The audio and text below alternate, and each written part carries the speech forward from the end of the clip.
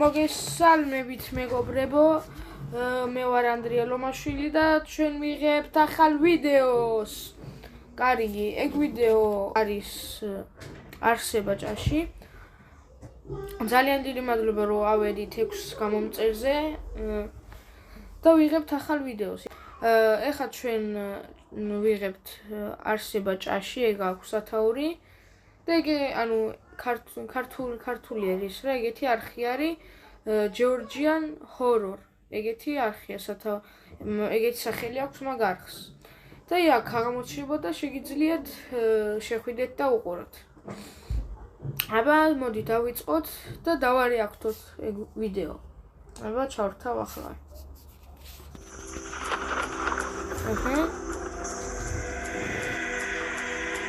ეს კამერა მოვწიო.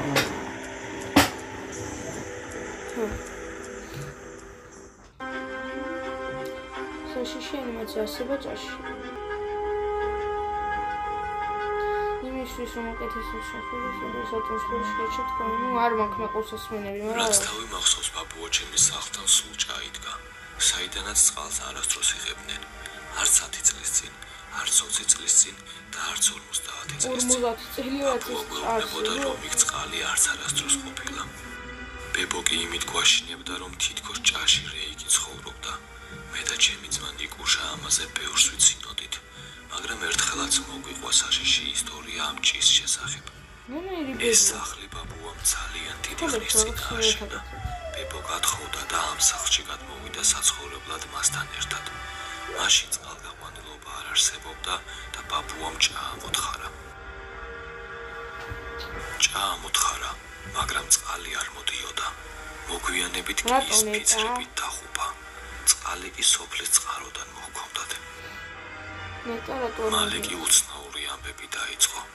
ხამხამობით ვიღაც ამბიცრებს წევდა თანაც შიგნიდან. იპარავდა ქათმებს და ცხვრებსაც კი.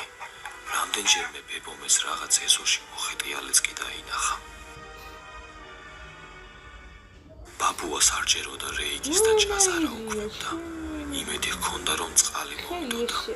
ბებომ კი იმ ღამით უпроსწორად უკვე გამთენი ისას დაინახა ის არსება, რომელიც ჭიდან ძვრებოდა. მას თეთრი კანი ჰქონდა, ძალიან სუსტი იყო და უზარმაზარი გრძელი თითები ჰქონდა. აღწერილობით ის მართლაც გავდა რეიგს. ასე დარჩა ჭაამოუქოლავი, მაგრამ ეხლა უკვე დახუფული მუხის ფიცრებით იყო. ბაბუა და ბებია გარდაიცვალნენ, ხოლო იმის შესახებ რომ ჭაში ვიღაც ან რაღაც იყო ყველამ დაივიწყა. მამაჩემს კი რატომღაც ამ ყველაფერს არ უყვებოდნენ. მოგვიანებით ამ სახლში ზაფხულობით დასასვენებლად დავიწყეთ სიარული და ერთ ზაფხულსაც არც კი ვიცი როგორ მოგვივიდა ეს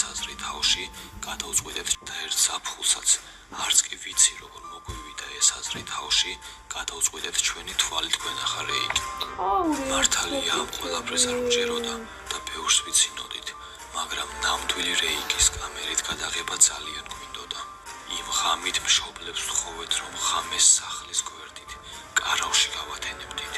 მამა დაგთანხმდა იმის და მიუხედავად რომ დედა წინააღმდეგი იყო. ეზოში ძველი განათება ჩავრთეთ რომ რაიმეს თანახმა მაინც შეუძლებოდა. ჩემმა ძმამ ხორცის ნაჭერი მოიპარა ურჩხულის მოსატყუებლად. თითქმის ბნელოდა, როცა მშობლები სახლში შევიდნენ ხორცის ნაჭერი და კარავში შევწვერით. არაფერი არ ხდებოდა ზუსტად 2 საათი. ნიკუშას მალევე ჩაეძინა ისე რომ ურჩხულს არც კი დაელოდა. მე კი თავს ძლივს ვიკავებდი რომ არ ჩამძინებოდა. უეცრად ფიცრების გადაადგილების ხმა გავიგონე. შიშისგან გავშეშდი. სუნთქვა ძალიან მიჭირდა. ვიცოდი რომ ძმა უნდა გამეღვიძებინა, მაგრამ გაქანება არ შემეძლო. ბოლოს როგორც იქნა ძალა მოვიკრიბე და ძლიერად შევაჭრიე. თითით ვანიშნე რომ ხმა არ ამოეღო და ჭისკენ გაეხედა. ის შეშინებული თვალებით მიყურებდა. ცდილობდით ჩუმად გვესუნთქა, თუმცა ჩვენი სუნთქვა და გულისცემა ძალიან ხმამაღალი მეჩვენებოდა. რამდენიმე წამი გავიდა, მაგრამ არაფრის ხმა არ გავაღვიძე. მე კი ვუპასუხე რომ ფიცრის გადაადგილების ხმა გავიგე ჭის მხარეს. მან არ დამიჯერა და მოულოდნელად კარვიდან გავარდა, ისე რომ მისი შეჩერებაც ვერ შევძელი. ვაიმე. შიშის გავცახცახებდი, მაგრამ ბოლოს მეც გავყევი. ნიკუშა არსად ჩანდა. მოულოდნელად ძალიან შემაშინა და ხმამაღლა გაიცინა. არ დამიჯერა, რომ მე მართლა გავიგონე ხმა და პირდაპირ ჭისკენ წავიდა. სიგმა არის მენა ნიკუშა. ჭერი იქ აღარ იდო, სადაც დავტოვეთ. მას კი ეგონა, რომ მე დავმალე და მისი შეშინება მინდოდა. იმის დასამტკიცებლად, რომ ამ ყველაფრის არ ჯეროდა და არც არაფრის ეშინოდა, გადაწყვიტა ჭაში ჩაეხედა. მე ვცდილობდი მის შეჩერებას, მაგრამ მას გადაწყვეტილი მტკიცე ჰქონდა. ყველა ფიცარი გადაწია და შიგ ჩაიხედა. გაშეშდა. კითხე რატომ არ ეხებდა ხმას, მაგრამ პასუხს არ მცემდა. ეხლა მე მეგონა, რომ ჩემი შეშინება უნდოდა და მეც ჩავიხედე ჭაში. ჭის ფსკერზე რაღაც იყო. ვიღაც იჯდა წაუცის ნაჭერს ჭამდა. ძალიან შეგვეშინდა. მინდოდა მეყვირა, მაგრამ ხმის ამოხების მეშინოდა. ჩემი ძმა კი გაშეშებული იდგა და უბრალოდ დაბლა იბუნებოდა.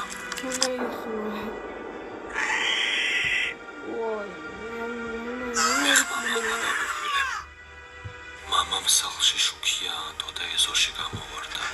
ჭისკენ ვანიშნა და მისკენ გაიქცა. ფანდრეთ ჭის ფსკერი გაანათა და იქ მწოლიარე ნიკუშა დაინახა. ის ამოიყვანეს. ხელი ჰქონდა მოტეხილი და საკმაოდ მძიმედ დაშავდა. მას ძალიან გაუმართლა, რომ ცოცხალი გადარჩა. ჩვენ სიტყვებს მამა ყურადღებას არ აქცევდა. ძალიან გაბრაზებული იყო. მან თქვა, რომ ნიკუშა თავისი დაუდევრობის გამო ჩავარდა ჭაში და განაცხადა, რომ ჭას მეორე დღესვე გააუქმებდა და არანაირი რეიკები არ არსებობდნენ. ჭა მართლაც მეორე დღესვე ამოქოლა. შეიძლება ის ქვემოდან როგორღაც ადგილობრივ გამოქვაბულებს უკავშირდებოდა და ასე აღწევდა ეს არსება ჩვენამდე. მაგრამ ჩვენ დავინახეთ ის არსებობს. შეიძლება მას ხალხში სხვა სახელს ეძახიან, მაგრამ ეს ზუსტად ის იყო და ჩვენ ეს მთელი ცხოვრება დაგვამახსოვრდა. ბებია ჩვენი კი მართალი იყო. Yes.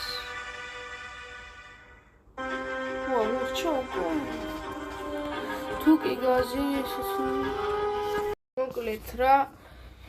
რავი, კარგი ვიდეო იყო კი, ნუ ქართული ჰორორი. ეხლა საშიში რო თქვა, არ იყო საშიში, მაგრამ კარგი ვიდეო იყო.